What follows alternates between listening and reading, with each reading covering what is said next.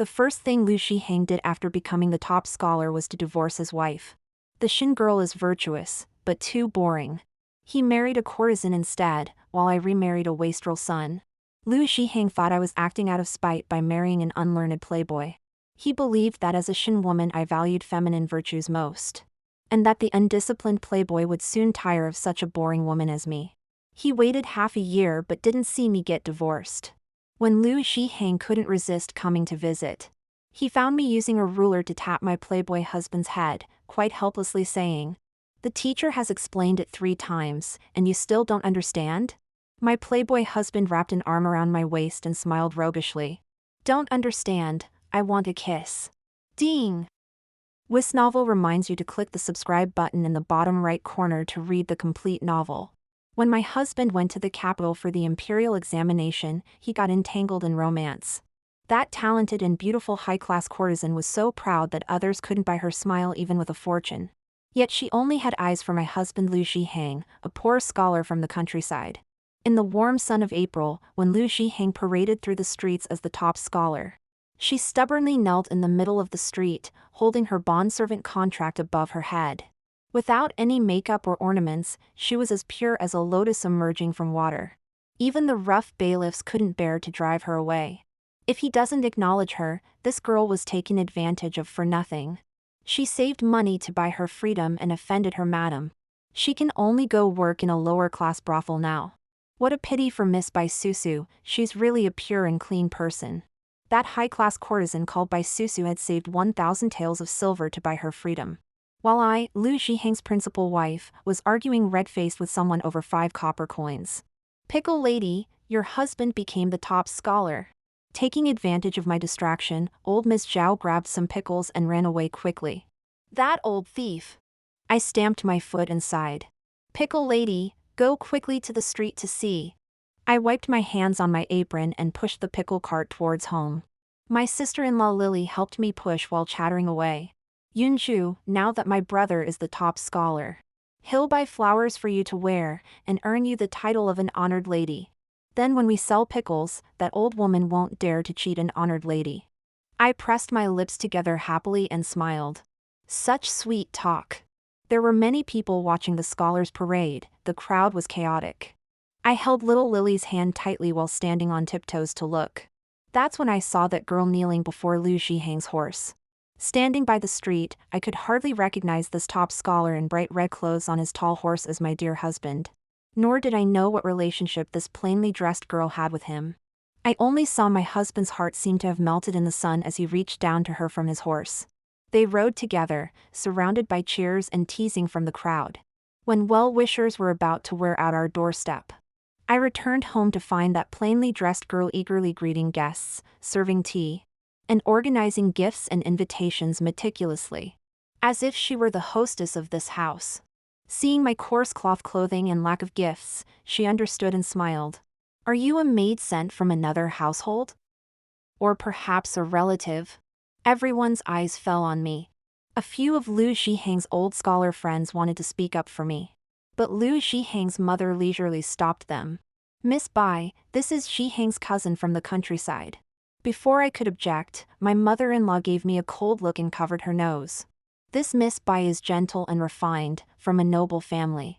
Some people want to be the top scholar's wife, but they should look in the mirror and see if they're worthy anymore."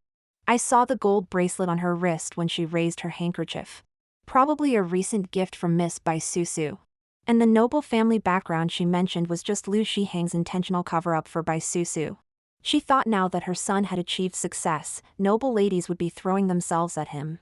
Just then, Lu ZhiHang walked in. He glanced at us and frowned. Miss Bai stood there quietly, gentle as winter moonlight, while I wore coarse cloth and wooden hairpins, smelling of pickled vegetables. But so what? Before I married into the family, the Lu family didn't even have a roof over their heads. Lu ZhiHang's path to scholarly success was paved by me carrying loads of pickled vegetables. In summer heat and winter cold to the great scholar's door, begging for his tutelage. I looked calmly at Lu ZhiHang and said slowly, "Lu ZhiHang, tell this girl who I am." Lu ZhiHang hesitated to speak, only saying, "Yunju, Miss Bai is truly pitiful." I understood in my heart. Seeing this, Bai Susu suddenly knelt before me, looking up as she offered tea, defiant yet boastful. Lady, Lu has accepted me. Seeing the tense atmosphere, others quickly tried to smooth things over. With Mr. Lu's talents, having both a virtuous wife and beautiful concubine was bound to happen. Miss Shen is known throughout the village for her virtue, surely she can accept this. Lily carefully gripped my hand, moving closer to me and anxiously calling. Sister-in-law. Who's your sister-in-law? Lu ZhiHang's mother raised her hand and slapped Lily, making her stumble. With a swollen face, Lily dared not speak up for me anymore. I stood there watching as their words gradually pushed my head lower. Seeing the guilt in Lu ZhiHang's eyes slowly turned to arrogance. Lu ZhiHang was lightly lifted to the clouds by the onlookers. Yunju, you've always wanted to earn an imperial title for the Shen family woman. But only I can give you that honor. I laughed coldly. Back then, my Shen family honored the marriage agreement, never looking down on your poverty or taking advantage of your widow status. This thatched house didn't even have half a roof tile when I married in. I worked tirelessly, making pickled vegetables from mountain spring water, my fingers cracking in winter, to convince the great scholar to take you as a student. For 4 years I treated your mother as my own, serving her meals when she was ill. Your mother often made things difficult. I never had a peaceful meal. The county records show my reputation as a virtuous wife was earned by supporting the Lu family, teaching your sister, and serving your mother diligently for 4 years. What did it have to do with you, Lu ZhiHang? Lu ZhiHang was speechless, and even the onlookers fell silent. I straightened my back, eyes blazing, each word like a nail. I cultivated virtue, with nothing to be ashamed of before heaven and earth. You studied the classics in vain, blind to what's before you. Lu ZhiHang, you are not worthy of me. The divorce papers and promissory note floated lightly, just 2 sheets of paper. The money I earned for the Lu family these 4 years, 30 taels per year. 120 taels total. I'll keep Mr. Lu's promissory note. Lily cried and pulled at my skirt. Sister-in-law, you fool, just when good fortune is coming, why not just ignore them? Marrying up means swallowing gold, marrying down means swallowing needles. I've already spent 4 years losing money. Should I spend the rest of my life swallowing needles and suffering, walking dark alleys in poverty? Lu ZhiHang delayed stamping the papers, waiting for me to bow my head and yield. I will become a marquis and minister, while you, Shen Yunju, will become a laughingstock after being divorced. You'll regret acting on impulse today. If you just beg me, Miss Bai is willing to be a concubine. And you can still be the glorious top scholar's wife. The stains on my skirt reminded him how destitute he once was. While Bai Susu with her poetry and grace was like freshly picked snow orchids, matching his current glory. That Bai Susu watched me vigilantly, afraid I would change my mind. Miss, a man who abandons his wife who shared his hardships can never be a good husband. Bai Susu stared at me blankly, arguing. Lu said I'm different from you. I dance the best dance, while you only know farming and pickling.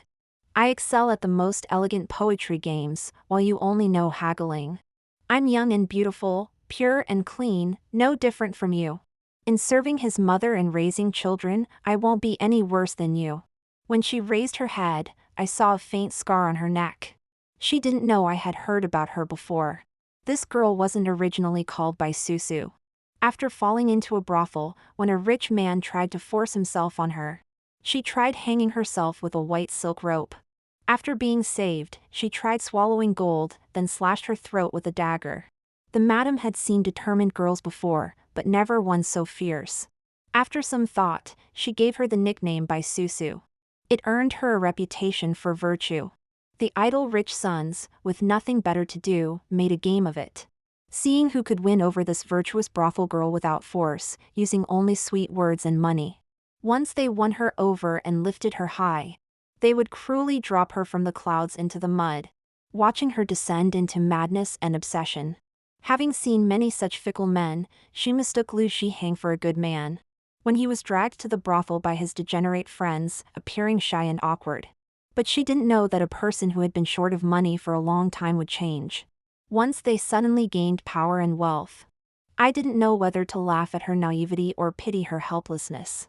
Then I wish you happiness, Miss Bai. And I wish you success in your career, Mr. Lu. As it turned out, Lu ZhiHang had misjudged. The day after I took the divorce papers and left the Lu family, matchmakers swarmed my pickle stall, blocking it completely. Yesterday, those who watched the drama made up a complete story called Ms. Shen's Tale, about how the top scholar abandoned his loyal wife to marry a courtesan. The theater rented boats on the river to perform it. The Shen family daughters are all known for their virtue. They either receive honorary arches or are recorded in county chronicles. As they say, a virtuous wife keeps her husband out of trouble. My good-for-nothing son needs a virtuous wife to set our family straight. Only those ignorant fallen families would take a flirtatious woman as their matriarch. Matchmakers piled their cards on my stall, while young masters and dandies pretended to buy pickles while secretly observing me. No matter how heartless they are, I only acknowledge you as my sister-in-law. Lily lingered at my pickle stall, refusing to leave, standing on tiptoes to look at the cards. Though she couldn't read many characters, she spotted one she liked and tugged at my clothes secretly. Sister-in-law, I found a good one. I neatly arranged the vegetables without looking up. Even if he's breathing, I don't want any man. Sister-in-law, this one won't be breathing for long. I heard the card-bearer give a light cough. I froze and looked up.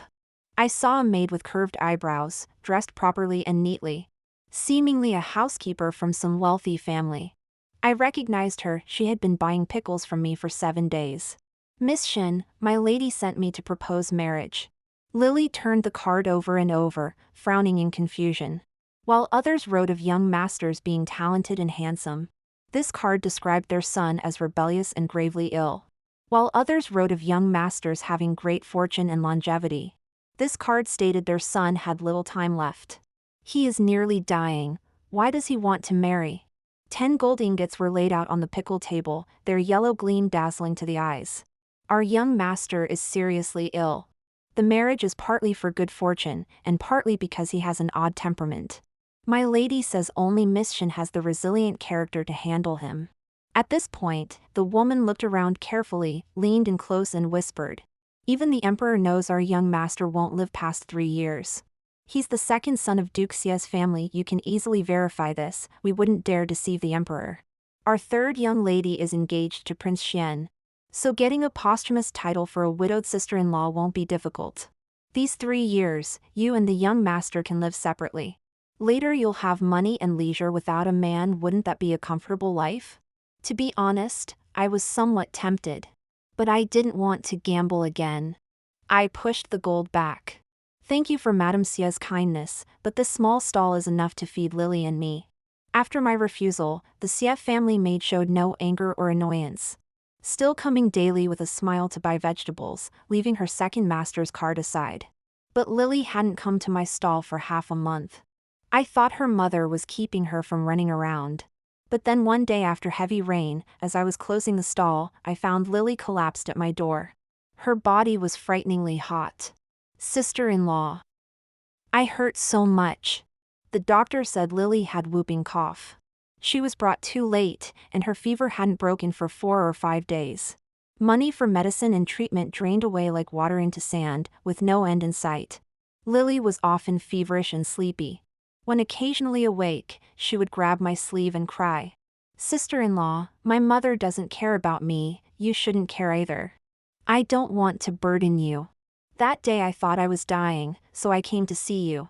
Tired from crying, she would nestle against me and fall into deep sleep. Her mother didn't like Lily, calling her a loose girl and worthless trash. Lu ZhiHang paid no attention to this small, thin, timid sister. While other village girls wore floral cotton jackets, Lily's thin cotton clothes were patched over and over, as thin as old yellow paper. The day I married into the Lu family, Lily gathered her courage to stop me. In her thin clothes, her warning seemed equally thin. If you dare bully me, I'll make my brother divorce you. On my 3rd day after marriage, I used my dowry red cloth to make Lily a bright red jacket. Lily held the red jacket, stunned for a long while, then burst into tears. From then on, Lily followed me devotedly. At first, Lu ZhiHang didn't like me, and Lu's mother gave me many difficulties. But mother had taught me since childhood that as a wife, one must be respectful and filial, avoiding gossip in the family. When Lu's mother scolded me for being lazy, Lily would defend me before Lu ZhiHang. When Lu's mother couldn't stand seeing me close to Lu ZhiHang, Lily would lie that we weren't alone, she was there too. Lily also secretly told me Lu ZhiHang's preferences and personality. My brother loves noodles and cares about face even when poor. These 4 years with Lily made my life much easier. I couldn't abandon her. I accepted the Xie family's card. I don't want any betrothal gifts, I just want the Xie family to cure her. The Xie family summoned the royal physician, and they spared no expense on medicines. Lily's condition improved day by day. I accepted the marriage proposal from the second son of the Xie family, and news of my remarriage to the Xie family had spread everywhere. Next door at the theater, they were performing Ms. Shen's tale, about how she alone faced undisciplined playboy to save her young sister-in-law. I sat listening to the female lead's flirtatious glances, her sorrow like dew-laden orchids. Though tickets were hard to get, it benefited us vendors across the water, hearing it all for free. After watching, people would curse both the top scholar and the Xie playboy. Then they'd come to my stall to buy pickled vegetables, advising me to live well despite hardships. There were also uninvited guests. It was Lu ZhiHang. He blocked my pickle stall. I know the Xie Wuya you're marrying. Back when we studied at Scholar Lu's, we often clashed. The teacher also disliked his wild and rebellious nature. Scholar Lu was a great scholar who once lectured princes.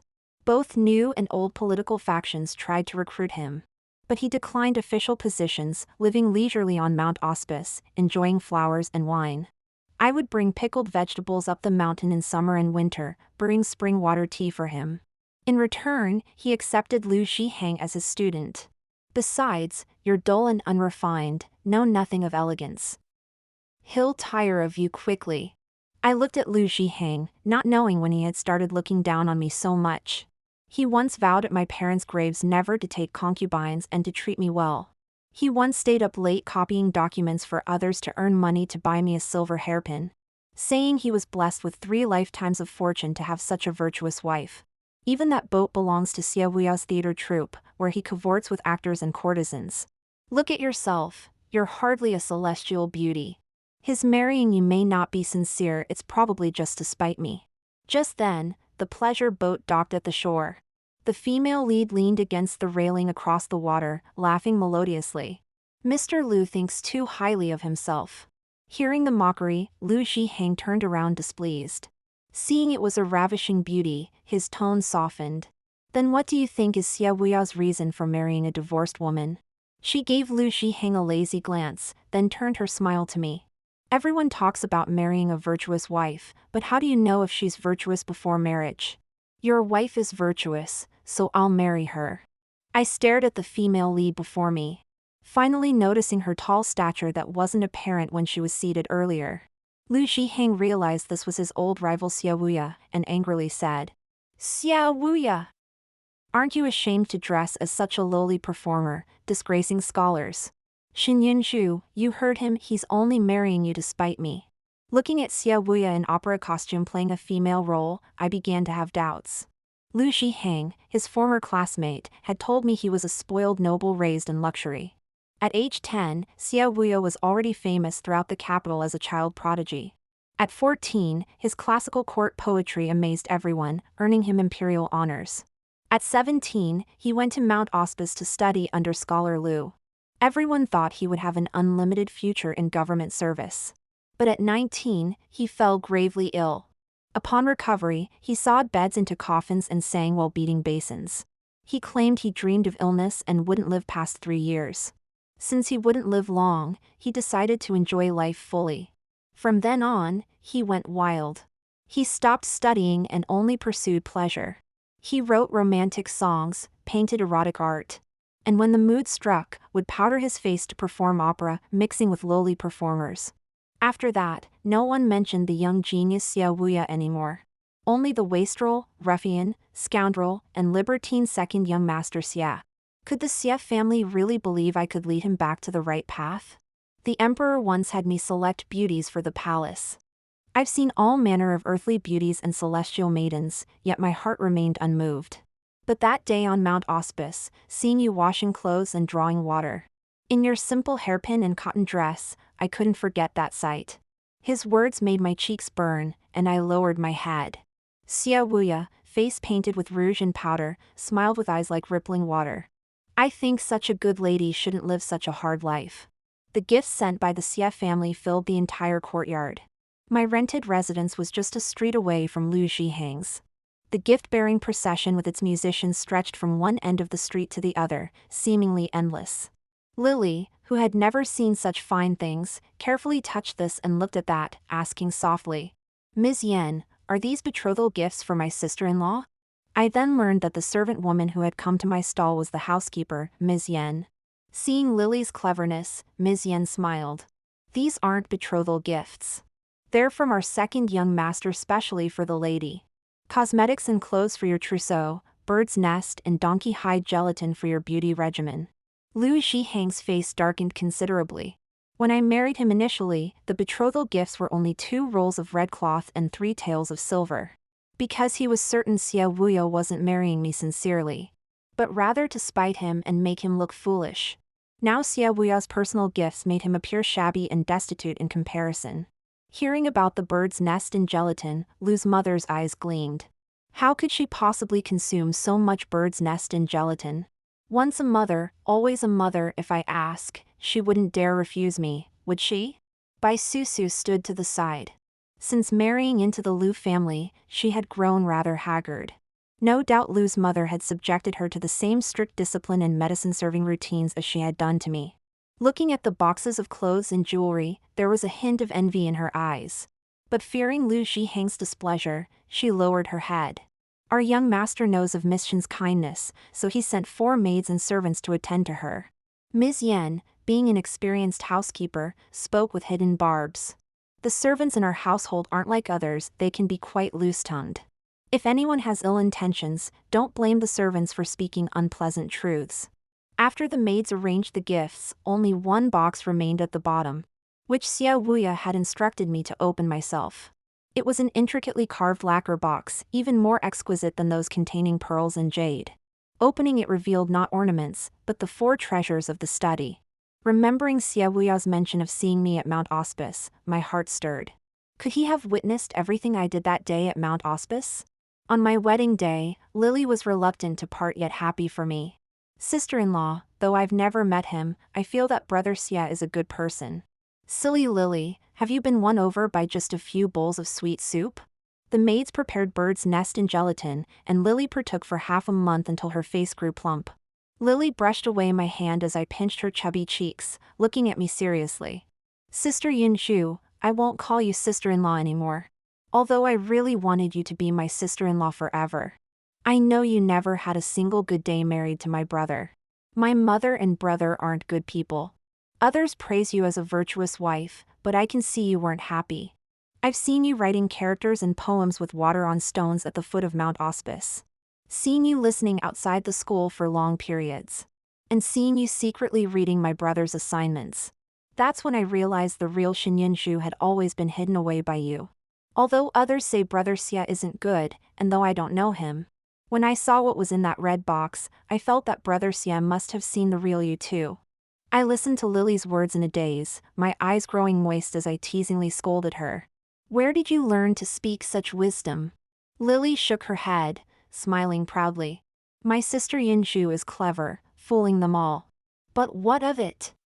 He's marrying me for my reputation of virtue. In the future, I'll just continue living behind this mask of the virtuous wife until the end of my days. The Shen family has always produced virtuous wives. Many honored with memorial arches and recorded in county chronicles, praised by all. Actually, before marriage, I was quite unruly. When I was young, I thought the Shen family's strict rules and teachings sounded so ridiculous.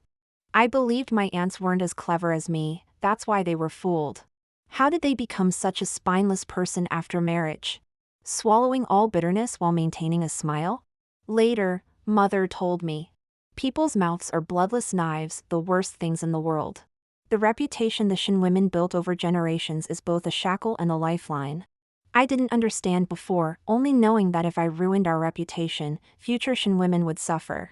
Just as now with my divorce from Lu ZhiHang without a good reputation, who would extend a helping hand to me? I patted Lily's head. Lily is clever, but when deceiving others, don't deceive yourself too. If the world is harsh to women, it's fine to bow your head to survive. But you must never find sweetness in living as a slave. All ceremonial rites were completed. I sat upright inside the room, clutching my dress at my knees. The room was filled with the glow of lanterns casting red shadows, bright as stars. Under the bridal veil, when Xiaoya's face drew near, the room suddenly lost all its luster. Before me, he wore a bright red wedding attire. Even without stage makeup, his face was even more strikingly handsome. The wedding clothes accentuated his broad shoulders and slim waist, reminding me of that day on the pleasure boat when he played a female role with such delicate charm. Xiaoya curved his lips into a smile, like a child who just got candy. Ah, Yunshu is now my wife. Having removed his makeup, he lazily leaned back, noticing I was still sitting formally. He wrapped his arm around my waist, pulling me down to lie beside him. Looking up at the red canopy, I carefully asked, "What time tomorrow should we pay respects to mother-in-law?" Just then, the housekeeper of the Xie residence came by. Ms. Yen spoke through the door with a laugh. "The lord and lady said that it's already been hard enough on the young lady to marry into the family. No need for tea ceremony or greetings. The money's in the treasury, don't trouble yourselves." I couldn't quite believe it, and tugged at Xiaoya's sleeve. "I can do very well at managing the household and serving meals. You don't need to worry about any of that. Just accompany me in eating, drinking and having fun." Impossible. Mother always taught me that when a woman marries, she bids farewell to her carefree days as a daughter. Living under another's roof, if one acts as freely as at home, people will gossip. And the in-laws might even divorce you. Moreover, I never imagined that marrying Xiaoya would lead to a good life. What else? There is more, but can you do it all? I can. Xiaoya suddenly brought his face close, pointing to himself with a mischievous grin. Kissing and sleeping together. I suddenly felt a headache coming on. "I'm so sad," Xiaoya sighed, lying with his head on his hand. "I don't have many days left to live, and still no kisses." I really couldn't say the word kiss. I don't know how he could speak of it so shamelessly. "Is it true that you won't live long? Does my wife wish for me to have a long life?" "Of course. You're lying." Xiaoya saw right through me. "Ah, I know my wife also hopes for my early death." "That's not true. I don't really know you, mostly just heard rumors about you being wild and unrestrained. If the rumors are true, I wouldn't wish for your long life." I sat up and sighed, but if I believed everything I heard, it would be unfair to you. "So my wife doesn't know me from the rumors." He propped himself up with a smile. "Then I must try hard not to disappoint you. The Xie family wants me to keep you in check, make you focus on studying, and build a good reputation." "I understand. My wife wants me to study?" I nodded. "Then if I study seriously, can we kiss? Will we or won't we?" When the Xie family invited Scholar Lu and Xiaoya to formally study, it caused quite a stir in the capital city. Even the emperor teased Duke Xia, saying a reformed prodigal son was worth his weight in gold. And he wanted to see what their second son could achieve in his studies. Now that Xiaoya was studying, Miss Shen's tail was suspended. And even the unadorned her and blossom in her hair favorites among the palace ladies had no continuation. I found scripts on his desk and realized these plays that had taken the capital by storm were all written by him. The summer days were long, with wind blowing through the corridors, making bamboo shadows dance. Closing the script book, those lyrics still left a sweet taste in my mouth. Xiaoya lazily covered his face with a book for a nap, not hiding his pride. Praise me. No time to praise him, I had to prepare food for Scholar Lu. Back when Lu ZhiHang was at Mount Auspice, I used to bring them meals twice a day. In summer, Scholar Lu liked cold marinated fish with lotus and lily bulb porridge, all dishes that took effort to make. As I got up to leave, Xiaoya caught my sash and pulled me into his arms. "You promise to keep me company while studying, or I can't focus." Embarrassed and annoyed, I tried to push him away. "Didn't you say kissing would be enough?" "No." Xiaoya smiled shamelessly. "Since you need something from me, you'll have to do as I say." Hearing Scholar Lu's approaching footsteps, I relented. "Fine, I'll listen from the adjacent room." "No, you must stay by my side." Xiaoya propped himself up, "Otherwise I can't concentrate." Truthfully, I wanted to hear Scholar Lu's teachings. When Scholar Lu first accepted disciples, the entrance exam was to complete a poem, while bringing pickled vegetables up Mount Auspice. I had pondered hard along the way until I finally came up with 2 lines. That evening, when I showed the completed poem to Lu ZhiHang, expecting praise for my literary talent, he didn't compliment me, just gave me a cold look.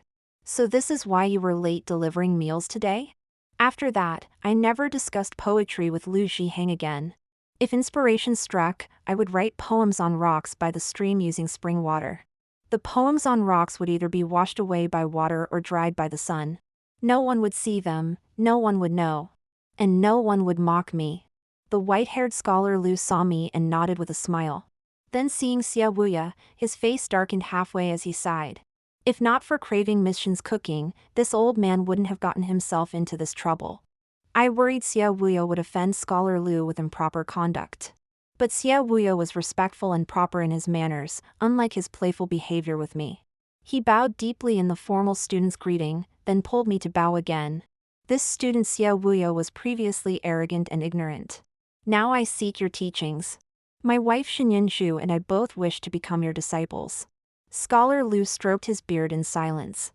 I feared Scholar Lu would think Xia Wuya was mocking him or scold me for improper womanly conduct.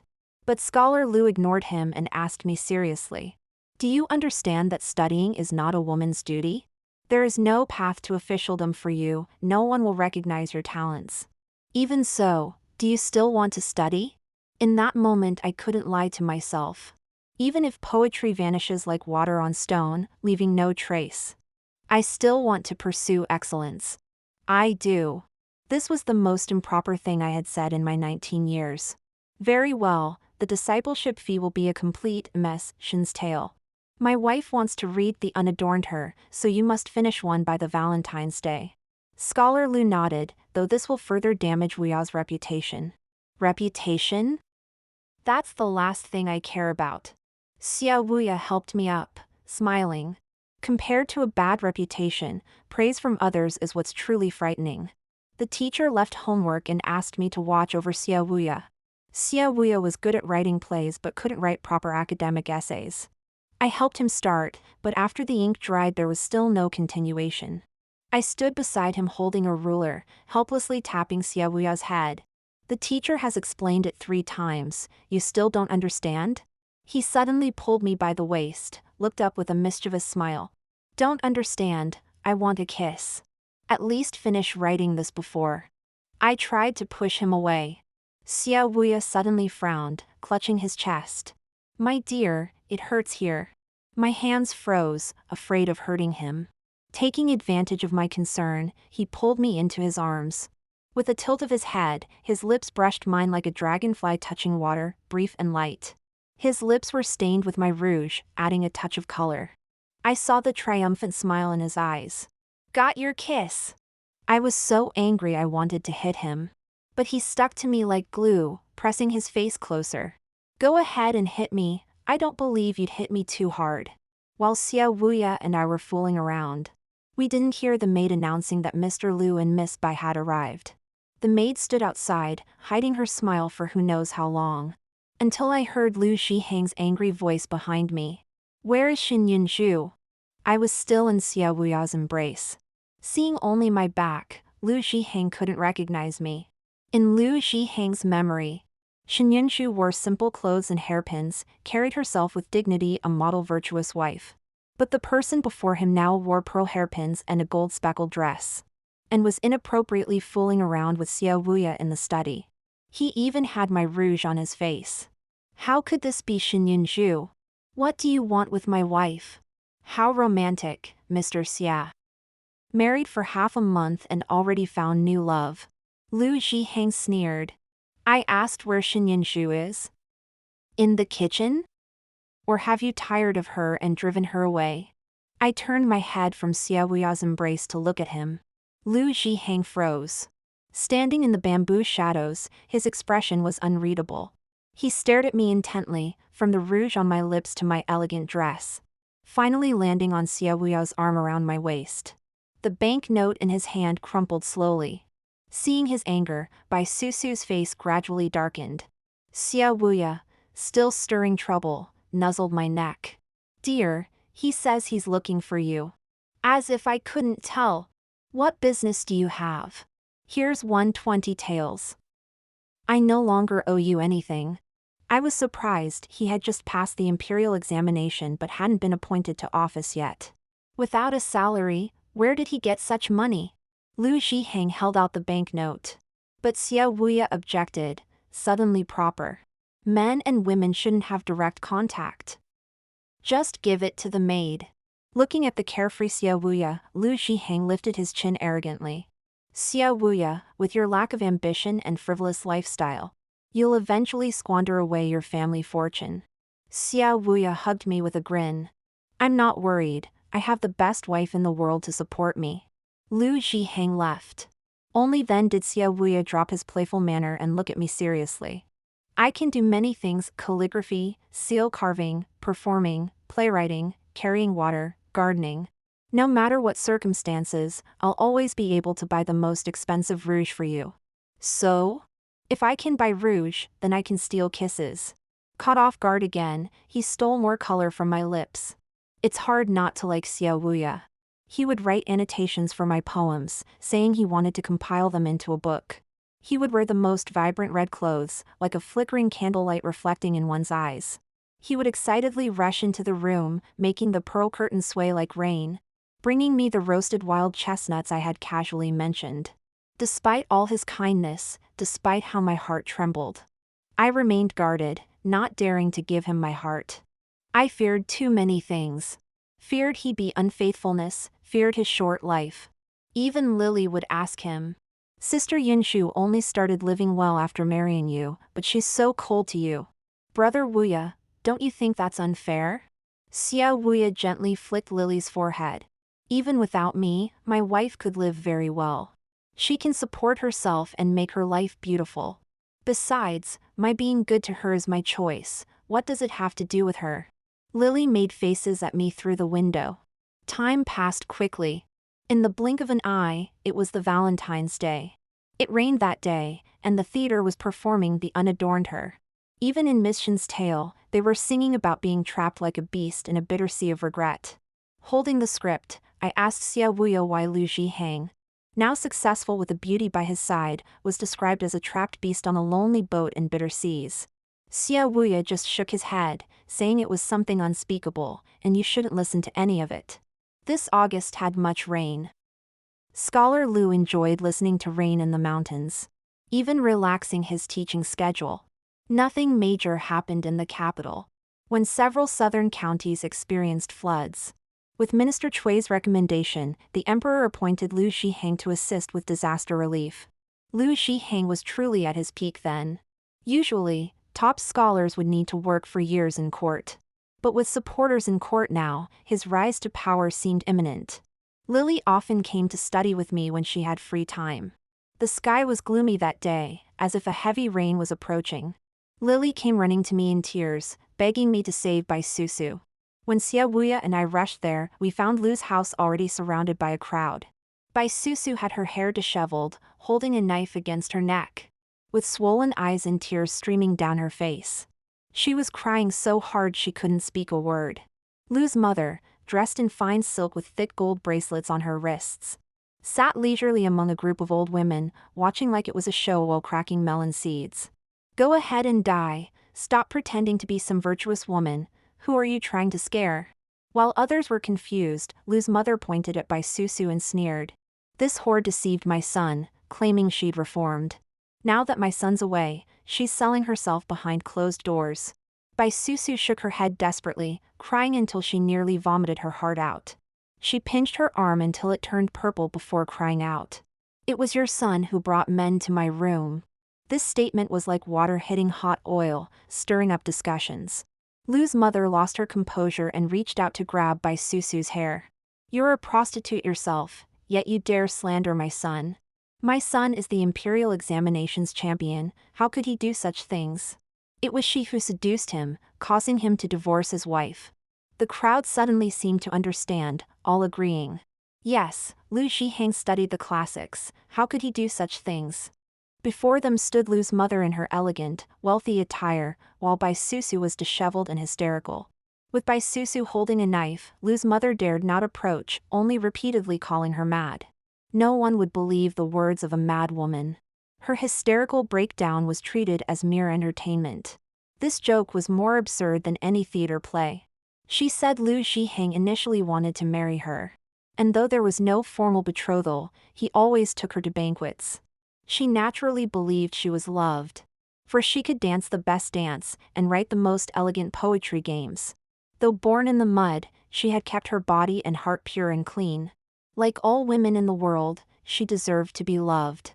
And her dear Lu, who could divorce his first wife for her, seemed like a man she could entrust her life to.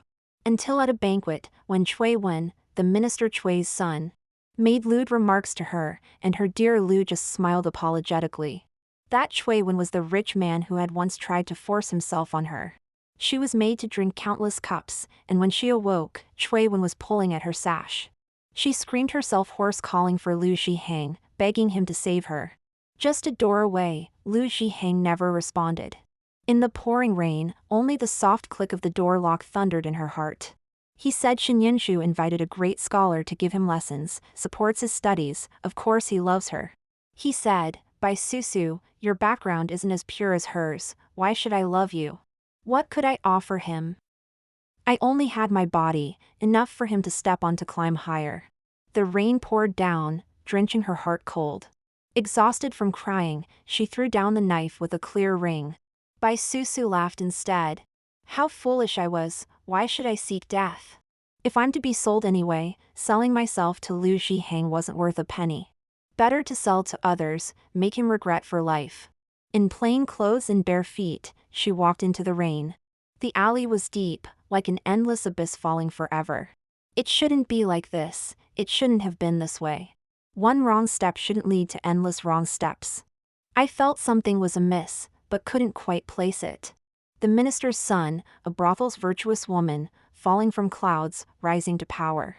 A terrible thought occurred to me, sending chills down my spine. What if this wasn't about saving a fallen woman? What if Bai Susu was Lu ZhiHang's stepping stone from the beginning? When they met at the brothel, Bai Susu thought she'd found a good man. But she'd already fallen into Lu ZhiHang's trap. That day during the top scholars parade, Bai Susu shyly yet bravely offered her life. Lu ZhiHang sat high on his horse, looking down at her bondservant contract.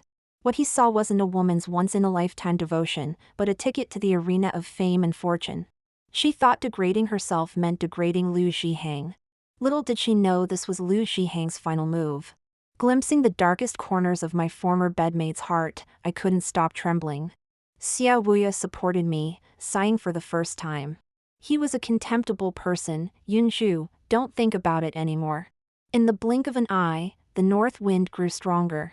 When Lu ZhiHang returned from the south, he learned that Bai Susu had returned to brothel, but showed no reaction. These days things were unstable outside. Undercurrents stirred in the imperial court, with many officials submitting memorials impeaching Minister Cui, hinting at embezzlement during the southern disaster relief efforts. It was said that officials frequently visited the Lu residence. But for Xia Wuya and me, the final reunion scene of Ms. Shen's tale was our top priority. The costumes were as brilliant as the morning clouds. Xia Wuya playing a female role was even more striking than in male attire, stunning me several times. Don't move. I was applying rouge to his face. The brush tickled, making him fidget as he kept glancing at me. Performing in plays is quite improper. Shouldn't you try to stop me, my lady?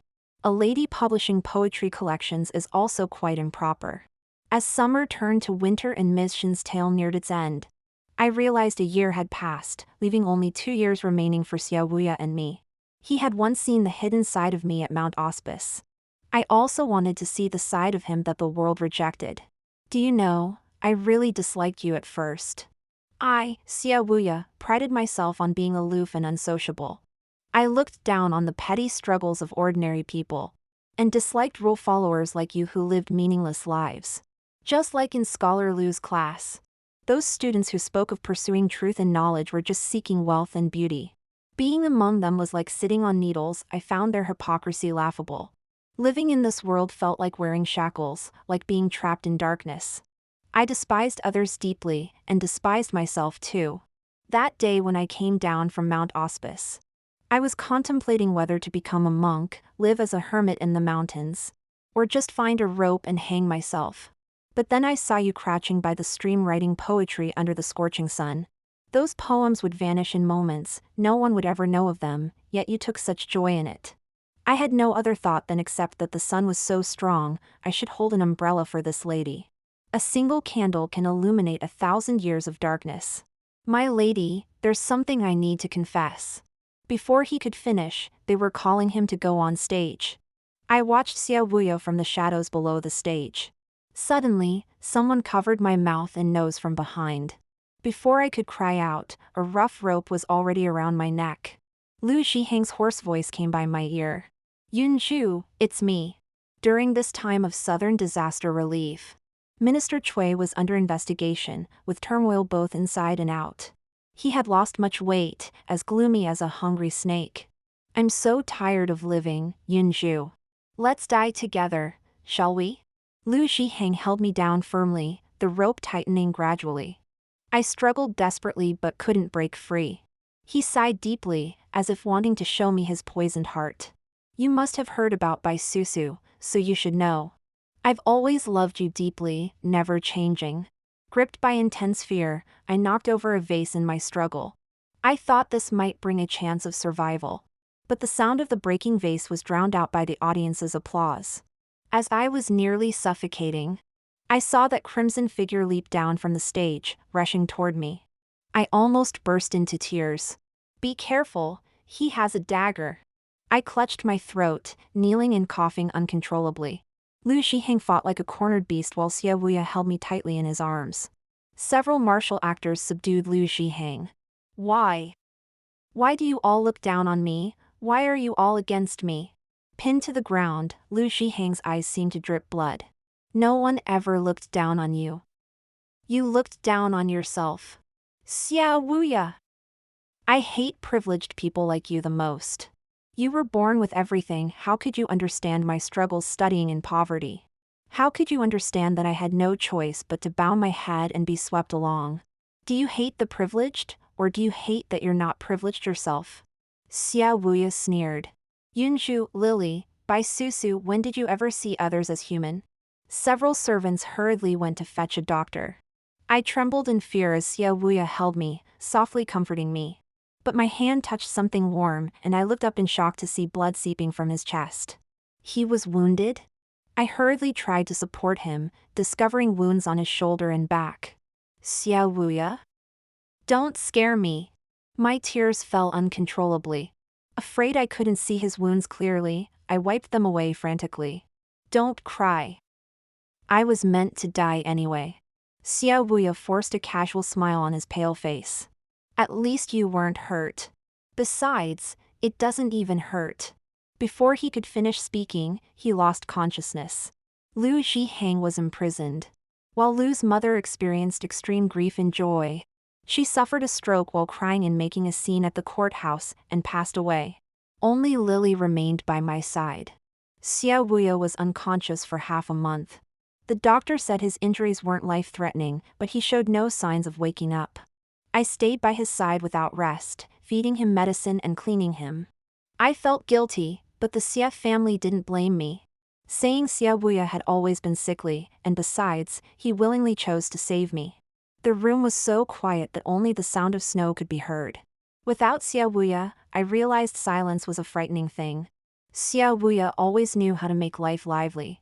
Today brought heavy snow, covering everything in white. A few days ago, on winter solstice, it snowed just as heavily. Xiao Wuya said he had traded the script of blossom in her hair for a plum garden from the emperor, where the red plums were now in full bloom. Every room in the Xie household received vases full of red plum blossoms. But when he returned to his own room, his arms were empty, carrying only the lingering fragrance of plum blossoms. The maids complained about him. How forgetful, he even forgot the ladies' share. I didn't mind others taking the plum blossoms.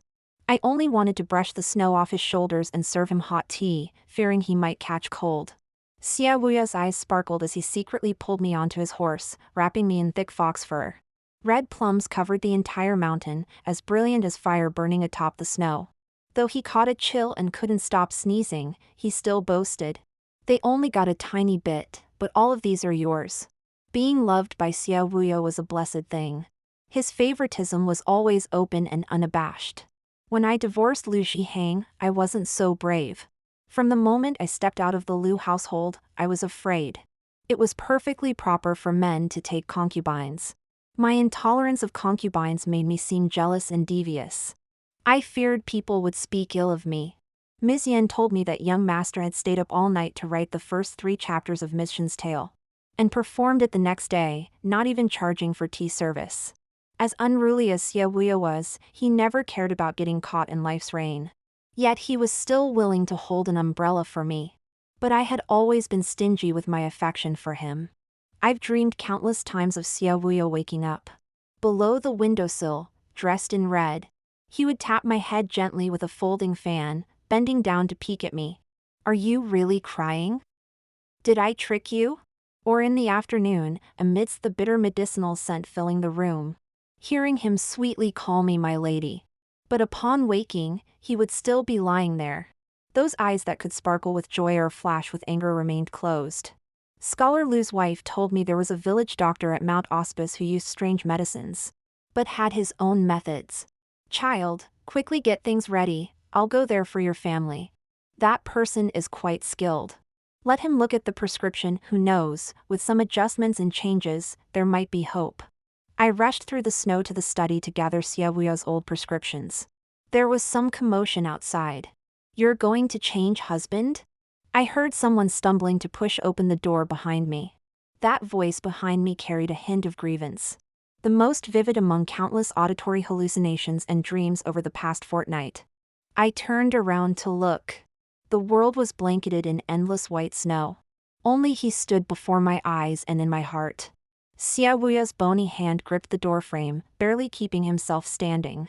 He wore only a thin garment, his long hair disheveled, making his sickly face appear even paler. I stared at him blankly as the prescription slipped from my hands. Still weak, his breathing was rapid, exhaling thin wisps of mist, yet he insisted on asking again. Who are you marrying? Before he could collapse, I rushed forward first and held him tight. Tears stung the corners of my eyes as I both laughed and cried. I'm not marrying anyone. Except for the second son of the Xia family, I won't marry anyone else. The snow stopped, and medicinal fragrance filled the room. So it was Scholar Lu's wife wanting to change the prescription. Xia Wuya coughed lightly. In my dream I heard something about changing. Thought you were remarrying, got angry and anxious, then woke up. I lowered my head and smiled, but thinking of his life expectancy, grew somber again. The skilled doctor Scholar Lu's wife invited was remarkable. Within 3 days, Xia Wuya could eat and drink normally. Still worried about his chronic illness, I asked the doctor if there was a solution. The doctor paused, then smiled in realization. Goldthread herb boiled in water, taken for 3 years, can cure the stubborn illness. Could just goldthread herb cure the disease? Go ask the young master, and you'll know if this prescription works. Goldthread was extremely bitter. Xia Wuya held the medicine bowl, and his brows furrowed tightly after just one sip. So the fearless Xia Wuya was actually afraid of bitter medicine. With 1 dose of goldthread, he confessed everything. I found life meaningless and boring, originally wanted to die. But there were many things to do: prepare a coffin, choose a burial site, pick an auspicious date. All of which needed time. So I pretended to be sick, set a 3-year deadline. If within 3 years I found a reason to live, well, the coffin wouldn't go bad just sitting there, it would be useful eventually. Seeing my stern face, seemingly angry, Xia Wuya carefully tugged at my sleeve. I was going to be honest with you that day, but who knew I'd fall unconscious for so long? Goldthread in water is such bitter medicine, I don't want to take it. If I finish it, can we kiss? Seeing I couldn't be coaxed, Xia Wuya pouted, then looked at the medicine with resignation. Fine, no kissing then. Why are you so fierce? This medicine is deadly bitter, don't believe me? Try. Before he could finish, the candlelight flickered gently. Xiaobuya's eyes suddenly widened, gripping the brocade quilt beneath him. A taste of rouge, two hearts reflecting each other. 1,000 bitter tastes forgotten, 10,000 sounds silenced. Seeing my smiling eyes, Xiaobuya actually blushed, nearly burying his head in the quilt. Then I'll be good and obediently take my medicine. I was puzzled why he suddenly became so compliant. Then I heard an excited whisper from under the quilt. When I'm better I can sleep with you.